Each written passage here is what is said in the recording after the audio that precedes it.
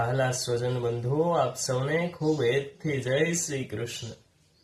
તો આજે આપણે એ જાણીએ કે આપણે આપણા મૃત્યુ બાદ આપણી સાથે શું લઈ જઈ શકીએ છીએ। કારણ કે આપણા સૌના મનની અંદર એક પ્રશ્ન રોજ થાય છે કે આપણે જે પણ આટલા બધા ખૂબ યત્નથી પ્રયત્નથી જેટલું પણ ભેગું કરીએ છીએ એ બધું આમાંથી આપણી સાથે શું આવશે? આપણે સાથે તો કઈ લઈ નથી જવું, આપણી સાથે પણ કંઈક લઈ જઈ શકીએ છીએ। અને એ શું લઈ જઈ શકીએ છીએ કે આ શ્લોકની અંદર વર્ણન છે। તો આવો તે શ્લોકનું શ્રવણ કરીએ કે ધનાની ભૂમો પશવશ્ચ ગોષ્ઠે ભાર્યા ગૃહી દ્વાર જના સ્મશાને દેહશ્ચિતાયામ પરલોક માર્ગે કર્માનુગો ગચ્છતિ જીવ એકઃ।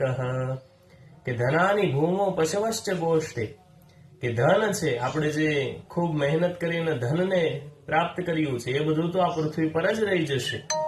પશવશ્ચ ગોષ્ઠે, કે જે પશુ છે, એટલે કે પહેલાના સમયની અંદર વાહન તરીકે પશુનો યુઝ કરવામાં આવતો, એ અશ્વ હોય કે અન્ય કોઈ પશુ હોય, તો એ બધાય તો ગોષ્ઠ એટલે કે તેની ગમાણની અંદર રહી જવાના છે। આગળ કહ્યું ભાર્યા ગૃહી દ્વાર જના સ્મશાન, જેમનો ગૃહસ્થની અંદર પ્રવેશ થઈ ગયો છે, એમના જે પત્ની છે એ તો ઘરના ઉમરા સુધી, અને જે સ્વજન બંધુઓ છે, આપણા મિત્રો છે, એ બધા તો સ્મશાન સુધી। આગળ કોણ? તો કે દેહશ્ચિતાયામ પરલોક માર્ગે, જે આપણું શરીર છે એ શરીર તો અગ્નિ સુધી, ત્યારબાદ અગ્નિ એને બાળી અને ભસ્મ કરી દેશે અને એ પણ રાખ થઈ જશે।